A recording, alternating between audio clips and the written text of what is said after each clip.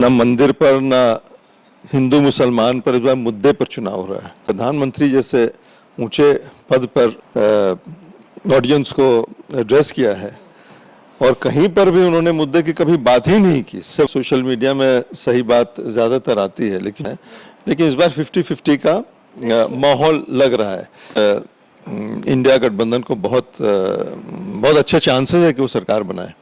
Unfinished मंदिर को inaugurate करने का वहाँ के शंकराचार्य लोग सब अपोज कर रहे थे। नौकरी पर, बेरोजगारी पर, महंगाई पर तेजस्वी यादव जी एक बहुत ही यंग और डायनामिक लीडर हैं। यंग नेता जो राहुल गांधी जी हैं, उनसे हमारा बड़ा पुराना रिश्ता है। राहुल गांधी जी हुए, तेजस्वी जी हुए, जो यंग लीडर्स हैं, इन लोग की बहुत लंबी राजनीति है। इन लोग गलत नहीं बोलेंगे। जो मैनिफेस्टो में है 100% उसको इम्प्लीमेंट करेंगे। जिसकी जितनी संख्या भारी उसकी उतनी हिस्सेदारी, ये लाइन सबने सुनी है, आपने सुना। लेकिन मुसलमानों के टिकट काट क्यों दिए जाते हैं? देखिए, इसमें कमी हुई है, इसमें कहीं से कोई शक नहीं है और हम लोग को भी इसका अफसोस है, दर्द है। न्यूज़ विन पर साजिद मलिक, जो कि कांग्रेस के बड़े नेता हैं, उन्होंने सवाल उठा दिया कि एक राज्यसभा टिकट काट दी गई आरजेडी की तरफ से, 4 लोकसभा टिकट काट दी गई, तो कहीं ना कहीं उन्हें ये पता है कि मुसलमानों को अगर टिकट नहीं देते हैं तो भी मुसलमान वोट ठोक ठोक कर करते हैं।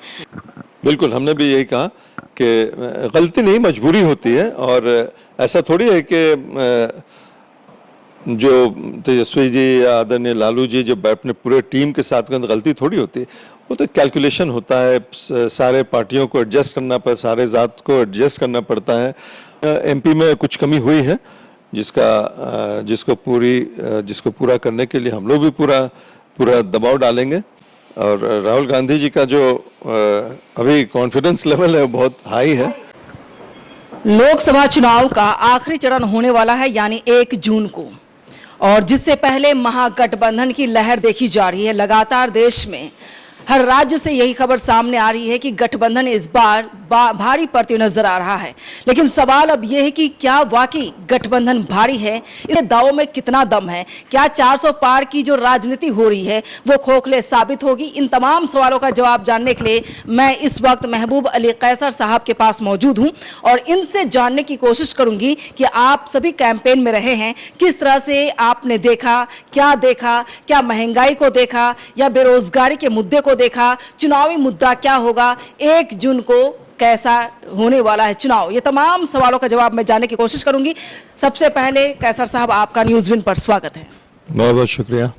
कैसर साहब, सबसे पहला सवाल यही होगा कि मौजूदा हालात को देखते हुए बेरोजगारी का मुद्दा देश में अहम माना जा रहा है।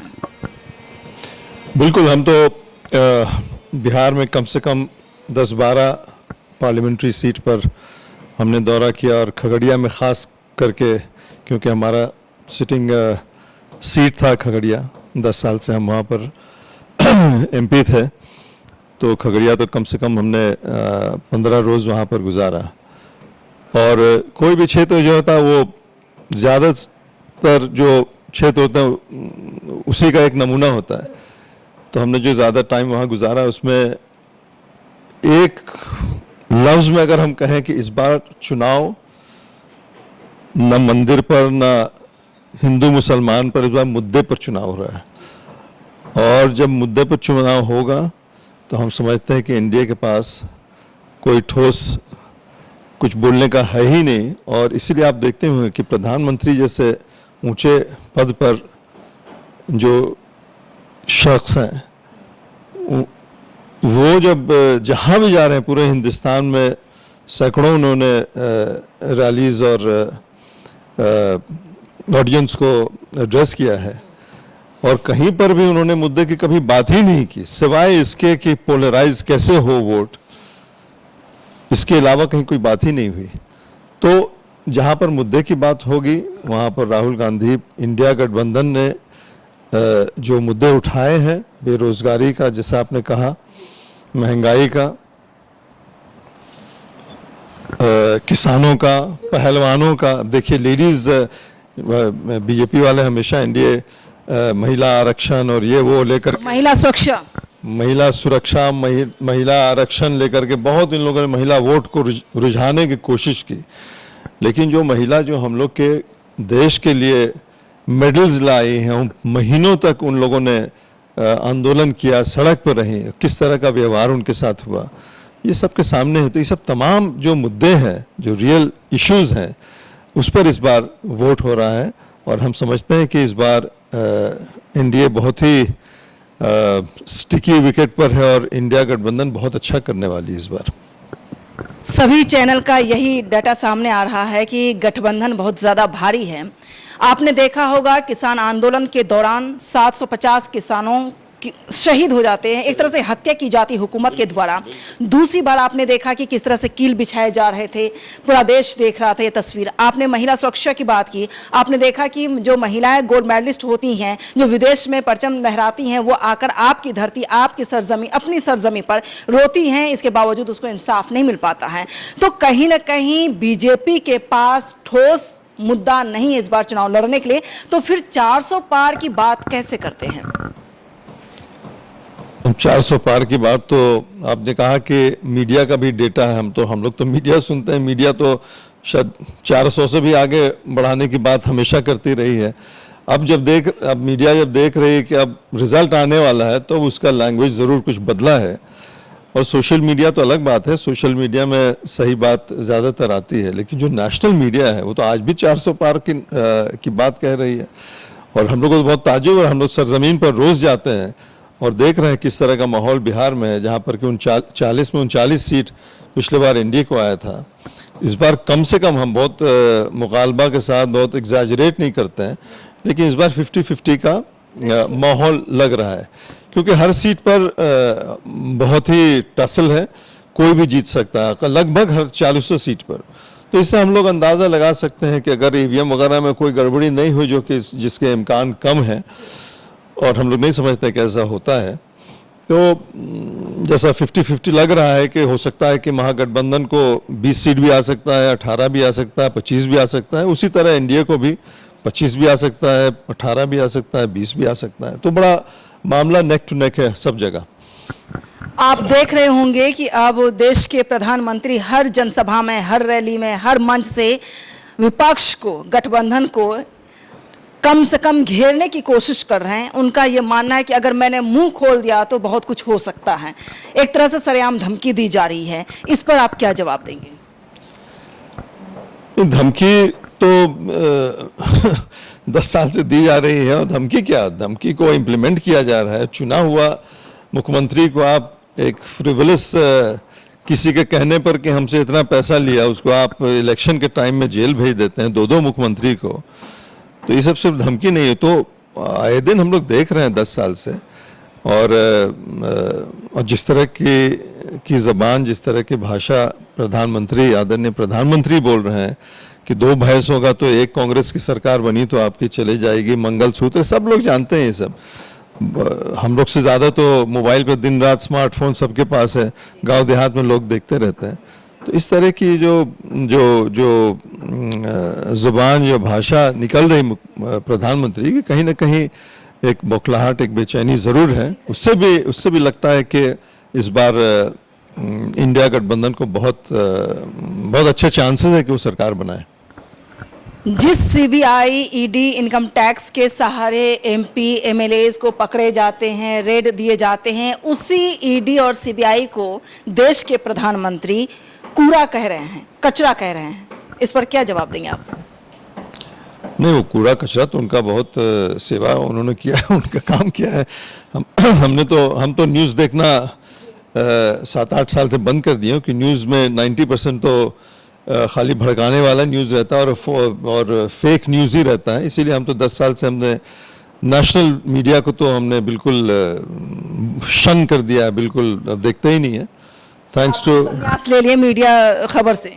हम तो अभी 1 साल पहले रवीश जी की सुने कि आप लोग को अगर चैन सुकून से रहता मीडिया में, हमने तो 1 साल पहले कि हमने तो 8-9 साल से मीडिया को देखना बंद कर दिया, क्योंकि फजूल की बात, खाली भड़काने वाली या टेंशन बढ़ाने वाली बात करते हैं। कहीं सच्चाई का, कहीं उसमें कोई अंश भी नहीं रहता है। तो अब पता नहीं, हमने तो सुना नहीं है कि ऐसा प्रधानमंत्री ने कहा है ईडी और सीबीआई को, क्योंकि कूड़ा कचरा कहना तो उनको नहीं चाहिए, क्योंकि उनका काम तो उन लोगों ने बखूबी किया है। जिम्मेदारी निभाई है उन्होंने, जिम्मेदारी निभाई बिल्कुल। तो मंगलसूत्र से आते आते अब ये कूड़ा कचरा तक पहुंच चुके हैं, सीबीआई ईडी की बात कह रहे हैं। लेकिन अब ये देखना होगा कि आप लोगों को जब प्राण प्रतिष्ठा की तैयारी चल रही थी, राम मंदिर का माहौल बनाया गया था, उस वक्त गठबंधन वालों को अंदर से एक खौफ था कि हो सकता है राम मंदिर का असर बहुत ज्यादा इम्पैक्ट होने वाला है, ऐसा था। लेकिन जमीन पर आपने क्या देखा? मैं देख रही हूं, मैं दावे के साथ ऑन कैमरा कह रही हूं कि जमीन पर राम मंदिर का मामला शून्य है, 0। और आपने क्या देखा? बिल्कुल जो आप कह रहे हैं उससे बिल्कुल हम इत्तेफाक करते हैं, और इससे भी इत्तेफाक करते हैं कि राम मंदिर जब उसका प्राण प्रतिष्ठा, उसका इनॉग्रेशन होने वाला था, तो ये आशंका ज़रूर सब लोगों के अंदर था, और उसी वजह से किया भी गया। अनफिनिश्ड मंदिर को इनॉग्रेट करने का वहाँ के शंकराचार्य लोग सब अपोज कर रहे थे, लेकिन मकसद तो यही था कि चुनाव में उसका फ़ायदा हो, लेकिन फ़ायदा कुछ देखने को मिला नहीं, क्योंकि रियल इश्यूज़ पर इस बार जनता वोट कर रही है। नौकरी पर, बेरोजगारी पर, महंगाई पर, गैस के दामों पर, और एक जनरल जो एक फीलिंग है कि हम लोगों के लिए अच्छे दिन अभी तक नहीं आए, इस पर इस बार वोट हो रहा है। तो जाहिर सी बात है, जैसा हमने कहा कि NDA seems to be on a sticky wicket. 2024 में 24 वादे लेकर करके महागठबंधन आया है। सारे वादे धरातल पर बिल्कुल सच साबित होगा अगर गठबंधन की सरकार बनती है। मैंने न्यूज़ विन पर ऑन कैमरा तेजस्वी यादव से भी यही सवाल पूछा कि अगर गठबंधन की सरकार आपकी बनती है तो क्या ये 24 वादे पूरे के पूरे धरातल होंगे? उनका मानना था बिल्कुल होगा। देखिए, तेजस्वी यादव जी एक बहुत ही यंग और डायनामिक लीडर हैं। उनके साथ मेरा उनके कम से कम 10-15 मीटिंग्स में हम भी गए हैं, और ये सब लोग जानते हैं कि इलेक्शन में लोग जो बोलते हैं वो इलेक्शन में बहुत कुछ बोला जाता है, लेकिन तेजस्वी यादव ने जो करके दिखाया है पिछले 17 महीने में, जितना उन्होंने वादा किया था उससे ज़्यादा। और सबसे मुश्किल काम क्या है? नौकरी देना। उसके अलावा तो बाकी सब तो ठीक है, 1 लाख रुपया किसी के अकाउंट में जाएगा, ये सब तो होते ही रहते, ये सब तो मामूली चीज़ है। कि नौकरी देना ये सबसे कठिन काम है। बिहार के तरह राज्य में उन्होंने 5-5.5 लाख लोगों को नौकरी दिया, और 3 लाख पाइपलाइन में, समझिए कि 8 लाख नौकरी उन्होंने 17 महीना के अवधि में दिया। तो इससे ज़रूर ये लगता है कि वो जो और यंग आदमी है, उनकी राजनीति लंबी है, झूठ बोल के जाएंगे कहाँ? उनके तो खुद के फ़ायदे की बात है कि वो सच बोलें, और हमको पूरा यकीन है कि जिस तरह से उनका मैनिफेस्टो है उसमें पूरा 100% इन लोग। और उसके अलावा हम कांग्रेस के प्रेसिडेंट थे बिहार के, 3 साल तक रहे, और उससे पहले 3 बार विधायक थे कांग्रेस में, सेक्रेटरी थे एआईसीसी में। तो हमारे यंग नेता जो राहुल गांधी जी हैं, उनसे हमारा बड़ा पुराना रिश्ता है। आदरणीय सोनिया जी से बहुत ही पुराना रिश्ता, उन्होंने फ़ोन करके हमको अध्यक्ष बनाया था। तो राहुल गांधी जी जो है एक ऑनेस्ट नेता हैं, जो बोलते हैं उसमें कहीं से कोई मुबालगा और एग्जैजरेशन नहीं है। जैसे एनडीए के बड़े बड़े नेता बोले भाई चुनावी जुमला था, बोल दिया 15 लाख आएगा, चुनावी जुमला था। लेकिन हम समझते हैं, मेरा ये यकीन है, मेरा मानना है कि राहुल गांधी जी हुए, तेजस्वी जी हुए, जो यंग लीडर्स हैं, इन लोग की बहुत लंबी राजनीति है। इन लोग गलत नहीं बोलेंगे, जो मैनिफेस्टो में है 100% उसको इम्प्लीमेंट करेंगे। राहुल गांधी भारत जोड़ो यात्रा और न्याय यात्रा के बाद धरातल पर एक तरह से राजनीति में एक नया आयाम कायम किए हैं, और जनता के दिल में तेजस्वी यादव भी है और राहुल गांधी भी हैं। दोनों को देखते युवा नेता, और युवा का मानना है कि अगर ये दोनों नेता हमेशा लंबी पारी खेलना चाहते हैं तो धरातल पे काम होना चाहिए। उम्मीद गठबंधन से जनता को बहुत ज़्यादा है। बिल्कुल उम्मीद है, और उम्मीद हमको पूरा होते हुए दिखता है। क्योंकि जैसा हमने कहा कि ये दोनों बहुत ही ऑनेस्ट नेता हैं और काम करके दिखाया है तेजस्वी जी ने। राहुल जी जिस तरह के कन्विक्शन के साथ बोल रहे हैं और जिनको हम लोग पर्सनली जानते हैं कि जो उनकी ऑनेस्टी है, जो उनकी सच्चाई है और जो उनका दिल में जो कन्विक्शन है, मीडिया उनको पप्पू और जो भी बना दे, लेकिन वो जो भी बोलते हैं दिल के गहराइयों से बोलते हैं, कन्विक्शन के साथ बोलते हैं, यकीन के साथ बोलते हैं। और उनके साथ जो टीम उनकी लगी हुई है, जाहिर सी बात है कोई हवा में बात नहीं कर रही कि 24 हम ये जो मैनिफेस्टो में सबको ऐसे चुनावी जुमला नहीं होगा, ये हम लोग को यकीन है। लेकिन अब आने वाले दिनों में देखते हैं कि क्या क्या होता है। तो बिहार में गठबंधन की सरकार बनने के बाद आपको क्या लगता है कि बिहार में किस किस चीज की कमी है जो पिछली सरकार ने काम नहीं किया और वो काम होना चाहिए? सबसे बड़ी बात तो है कि बेरोजगारी की हर जगह रोजगार का हर जगह कमी है, बेरोजगारी हर जगह है, पूरे हिंदुस्तान में है। बेरोजगारी को ख़त्म करने के लिए पिछले सरकार ने कोई ऐसा कदम नहीं, बल्कि बेरोजगारी क्या, जो रोजगार में थे उनका रोजगार बहुतों का छिन गया। और जो हम लोग का जीडीपी जो दिखाया जाता है कि इतना जीडीपी है और इस कदर तरक्की हिंदुस्तान कर रहा है, ये सब हम समझते हैं कि ये मीडिया में है। सरजमीन पर आप जाइए, हम लोग तो रोज़ सबसे मिलते हैं, इंडस्ट्रियलिस्ट हो, छोटे बड़े जो भी हों, गांव देहात में जो छोटा रोज़गार कर रहे हैं, सबको परेशानी है। और हम लोग के बहुत से दोस्त जानने वाले 10-20 इंडस्ट्रियलिस्ट हैं, छोटे मोटे मीडियम, जो बहुत बड़े अदानी अंबानी नहीं, लेकिन उनके बहुत नीचे जो अच्छा बिजनेस कर रहे हैं। सब लोगों ने अपना हेडक्वार्टर्स शिफ्ट कर दिया, या लंदन चले गए, या दुबई चले गए, या अमेरिका शिफ्ट कर गए। अच्छे अच्छे बिजनेस हाउसेस जो हैं सब शिफ्ट कर रहे हैं। और हमको तो राहुल गांधी जी का जो एक क्लिप हमने देखा था कि मोदी जी आपने 10-20 अरबपति खरबपति बनाए, हम करोड़ों लाखपति बनाएंगे, जो उनका 1 लाख रुपया एक गरीब परिवार के महिलाओं को देने का योजना है। और उसी में उन्होंने कहा कि 16 लाख करोड़ की रकम जो है, जो ड्यूज था इन 10-20-25 लोगों पर, उसको माफ़ किया गया। किसानों को माफ़ नहीं किया गया, गरीबों को माफ़ नहीं किया गया। यहाँ तो 50,000 का लोन लेते हैं किसान, तो उनको इतना हाउंड किया जाता है, इतना उनको परेशान किया जाता है कि सुसाइड करते हैं। और यहाँ 16 लाख करोड़, हमको तो यकीन नहीं हुआ, लेकिन राहुल गांधी ने कहा तो हो सकता है कि रिसर्च माने सही होगा। 16 लाख करोड़, आप सोचिए कि जिनको पैसे की कोई कमी, जिनका हिसाब किताब नहीं है पैसे का, उनको 16 लाख करोड़ की ऋण माफ़ी की गई है। तो इस तरह से अगर कंट्री चलेगा तो जाहिर सी बात है कि इसमें बिल्कुल एक रिवल्जन होगा, लोगों को माने तब्दील करने की ख्वाहिश सबको होनी चाहिए। अब तब्दील होने की ख्वाहिश है, बिल्कुल इनकलाब आने वाला है। जी। कैसर साहब, ये भी सवाल होगा अब आपसे कि आरजेडी द्वारा कहा गया था सबसे पहले, अगर नीतीश कुमार भी साथ में थे और लालू यादव भी थे, सब कोई मंच पर साझा करते थे, जब उस वक्त कहा था कि जिसकी जितनी संख्या भारी उसकी उतनी हिस्सेदारी। ये लाइन सबने सुनी है, आपने सुना। लेकिन आप ये बताएं कि अचानक से ये हिसाब किताब के बाद और दावे वादे के बाद मुसलमानों के टिकट काट क्यों दिए जाते हैं? देखिए, इसमें कमी हुई है, इसमें कहीं से कोई शक नहीं है, और हम लोग को भी इसका अफसोस है, दर्द है। लेकिन अब देखिए, जब पॉलिटिकल लोग बैठते हैं, गठबंधन में 4-5-6 पार्टी होती है, तो बड़ा मुश्किल होता है बैलेंस करना। और इसमें कोई शक की बात नहीं है, कहीं ना कहीं मजबूरी होगी।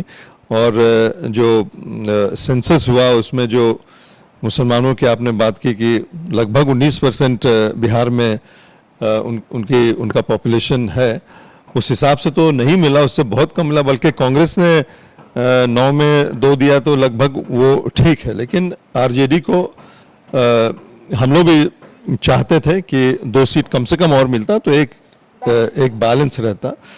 लेकिन नेताओं की मजबूरी होती है, जैसा हमने कहा कि सब लोग जब बैठते हैं, विनेबिलिटी भी बहुत बड़ा फैक्टर होता है।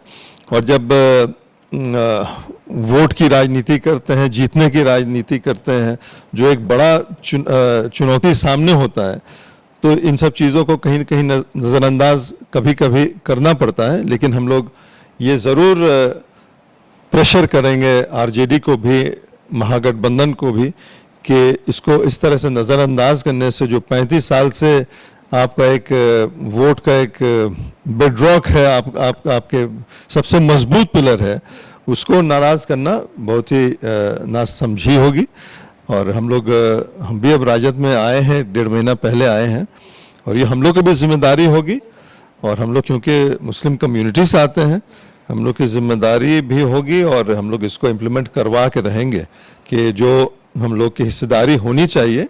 ठीक है, 19 भी हो सकता है, अगर 19% में आप 6 टिकट हो रहा है तो 4 दे दीजिए, 5 दे दीजिए, ये इतना तक आदमी कबूल कर सकता है। लेकिन सीधा काट के 1-2 कर दें तो ये कहीं ना कहीं से नाइंसाफ़ी है। इसी बात को लेकर न्यूज़ विन पर साजिद मलिक, जो कि कांग्रेस के बड़े नेता हैं, उन्होंने सवाल उठा दिया कि एक राज्यसभा टिकट काट दी गई आरजेडी की तरफ से, 4 लोकसभा टिकट काट दी गई, तो कहीं ना कहीं उन्हें यह पता है कि मुसलमानों को अगर टिकट नहीं देते हैं तो भी मुसलमान वोट ठोक ठोक कर करते हैं।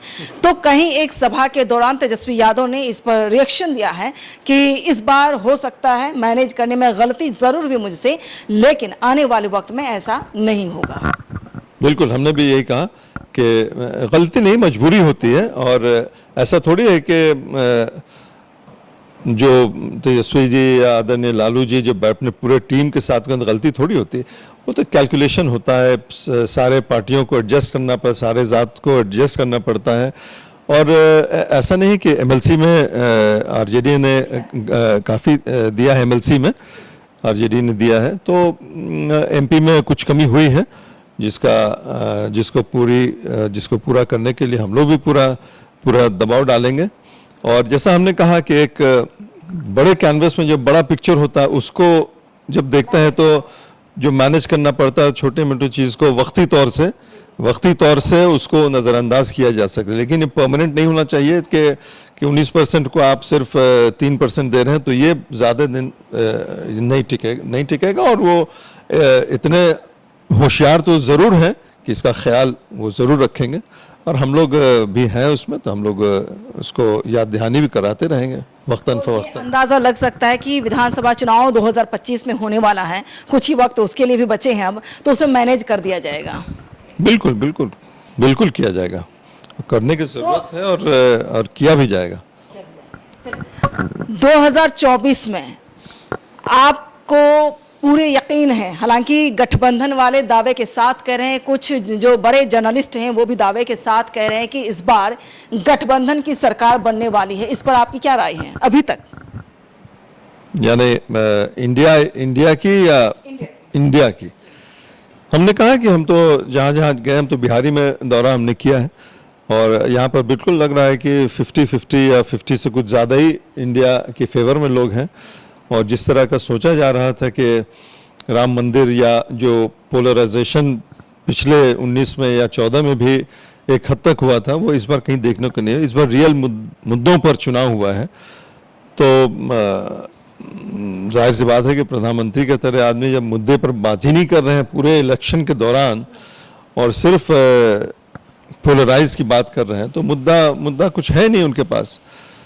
तो ऐसे माहौल में अगर बड़े बड़े जर्नलिस्ट भी कह रहे हैं तो हम लोग भी उससे इत्तेफाक रहते हैं कि इंडिया गठबंधन इस बार बहुत अच्छा करेगा और सरकार बनाने की तरफ अग्रसर है। राहुल गांधी हालांकि इंटरव्यू नहीं दिए किसी चैनल को, लेकिन 71 इंटरव्यू दिए देश के प्रधानमंत्री ने, हर एक यूट्यूब से लेकर के बड़े नेशनल चैनल को दिए। तो एक एंकर ने कहा तंज कसते हुए कि राहुल गांधी ने एक भी इंटरव्यू नहीं दिए, लेकिन आपने देखा होगा 71 इंटरव्यू पर राहुल गांधी का वो खटाखट वाला काफी वायरल हुआ है। बिल्कुल नहीं, राहुल गांधी जी लोगों को यकीन हो गया है कि राहुल गांधी एक ऑनेस्ट पॉलिटिशियन है, एक सच्चे इंसान है, और जो कह रहे हैं उसको करके दिखाएंगे, इसीलिए वो बहुत ज़्यादा वायरल भी हुआ।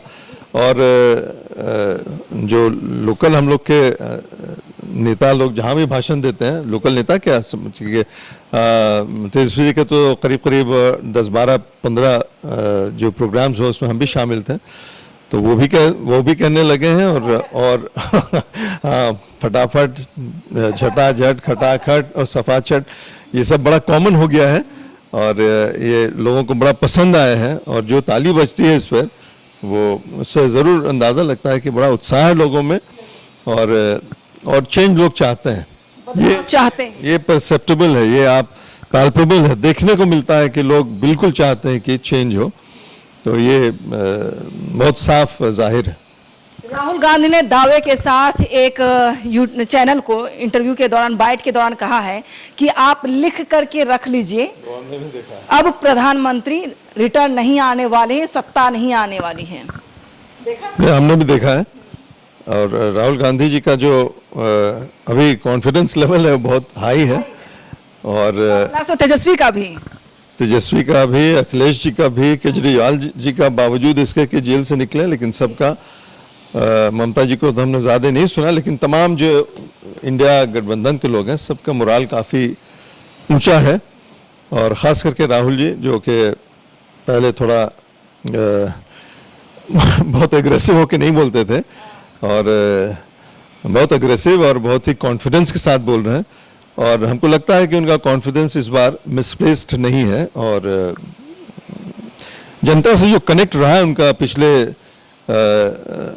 नॉर्थ साउथ और ईस्ट वेस्ट का जो उनका दौरा हुआ है, उसमें जो उनको जनता से जो फीडबैक मिला उसमें काफ़ी कॉन्फिडेंस में है और हम लोग को भी वही देखने को मिल रहा है सरजमीन पर कि महागठबंधन इंडिया के जो कैंडिडेट्स हैं उनको बड़ा सपोर्ट मिल रहा है। चलिए, बहुत शुक्रिया कैसर साहब, आपने सारे सवालों का जवाब दिया है, लेकिन बदलाव की परिस्थिति लगातार बनती नजर आ रही है। देश के हर राज्य से यही तस्वीर नजर आ रही है। हालांकि जहां भी आप अगर वोटिंग प्रतिशत देखेंगे तो 50, 25, 35% का रेशियो लगातार जा रहा है, लेकिन सट्टा बाजार की बात की जाए तो वहां भी इंडिकेट किया जा रहा है कि गठबंधन की सरकार इस बार बनने की तैयारी पर है।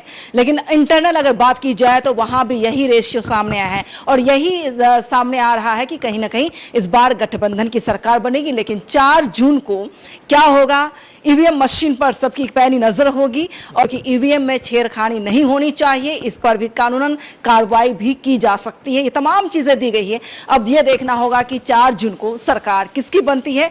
क्या गठबंधन वाकई देश में भारी पड़ रहा है, जिसकी वजह से हर तरफ से यही सवाल और जवाब किया जा रहा है। बड़े बड़े जर्नलिस्ट हो या आम जनता हो, सबके पास बदलाव की परिस्थिति है। सब चाहते हैं कि देश में इस बार बदलाव जरूरी है।